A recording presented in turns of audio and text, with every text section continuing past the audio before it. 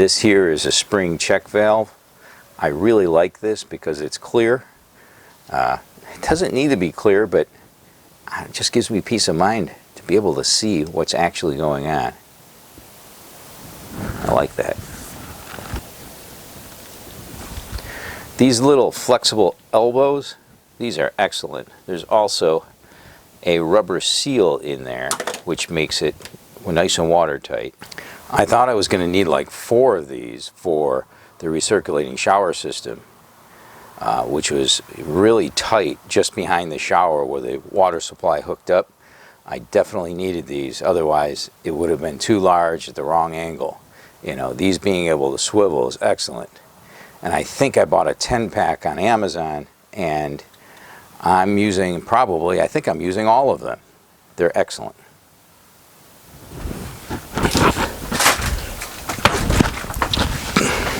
Okay, that was the sound of my head hitting the cabinets.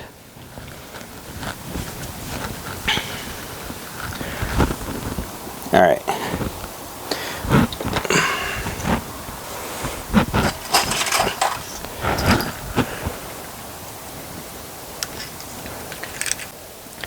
I did a video on these crimpers,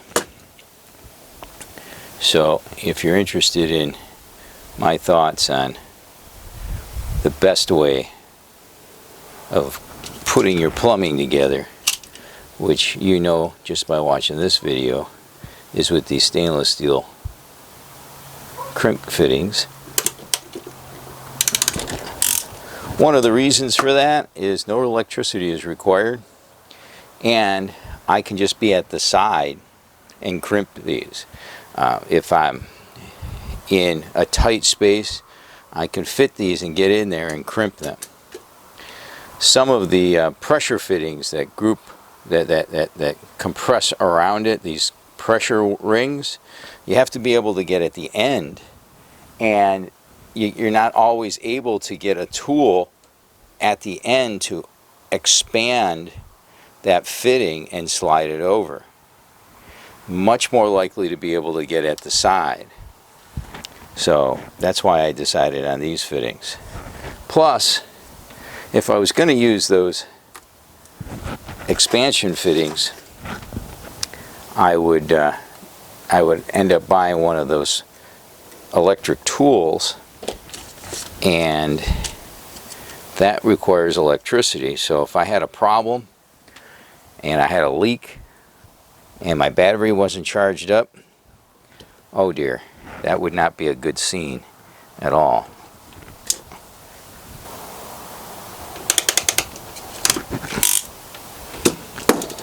And you also notice all my fittings come out at the same place, because if I need to remove these and cut those off to do something, you don't want them around the back side where you wouldn't be able to get to. So that makes things a lot easier.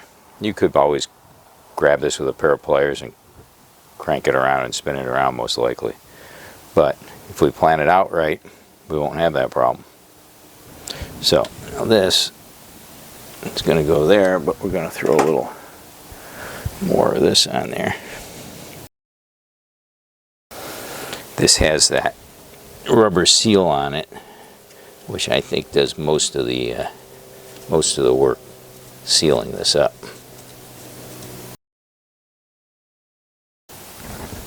Okay, so then the next part. Oh, I didn't.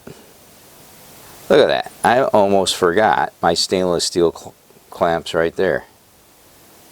God, and I just tightened that up.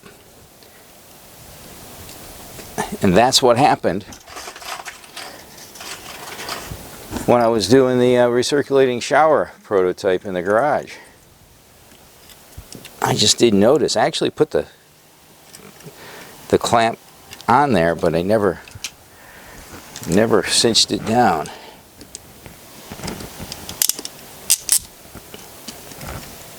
So let's do the top one first.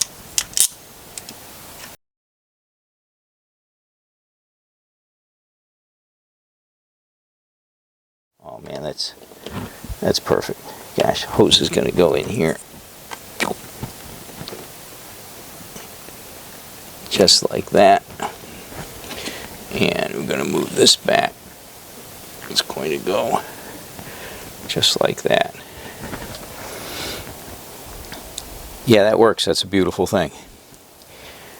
And that will provide me with enough vibration resistance and enough flexibility that I have confidence that I won't have a leak here unless the stainless steel hose clamps fail, which let's hope they don't. As I went looking for that hose clamp, I got my little tray of hose clamps here, and I started taking a look at these. There's definitely good quality and bad quality hose clamps. If you take a look at these, here's the magnet you see me using on the van build all the time, and the magnet is not attracted by this at all. So that's a good hose clamp. Grab another one here. This one here, it's not attracted, so that's a good hose clamp. So we'll use those two. But some of these others, the band itself is attracted by the magnet. It shows that there is not a high chromium content, so this will end up rusting. Alright, the screw on that one, the whole thing is not a good quality. This one here, the band is stainless steel, but the screw that tightens it up, it attracts easily to that magnet. I can see it's already starting to discolor and rust. That's no good. I sure wouldn't want to use this outdoors, someplace where I really needed it to work in a critical spot in your build. So pay attention when you get your hose clamps. Make sure you get ones that are fully stainless steel. Inside your van, they're probably not going to rust real fast, but if it was outside in the elements, it could be a big disaster a few years down the line. And this is the completed water filtration system. There are 3 16-gallon water tanks, which are all tied together. 2 on the passenger side, 1 on the driver's side. That keeps the weight balanced, and by having 3 tanks, it keeps the water from moving around and sloshing around while we're driving. The water enters through this pipe, past this shutoff valve, into this flexible pipe. Flexible pipe is necessary because of the vibration of the motor. Then it goes through this small filter which protects the diaphragm in the pump. Comes out the other side of the pump and it splits. One side comes to this water hose connection, and that water hose connection has a quick disconnect, so I can quickly snap on my hose and easily disconnect it. More importantly, it splits off and goes through this check valve. On the other side of the check valve, it splits again. One hose goes directly to the water for the sink for washing our dishes. The other side goes through the filtration system and is used for drinking water. It goes through this reverse osmosis system, and I've put in 2 valves. If I open up valve number 1, the water is just filtered.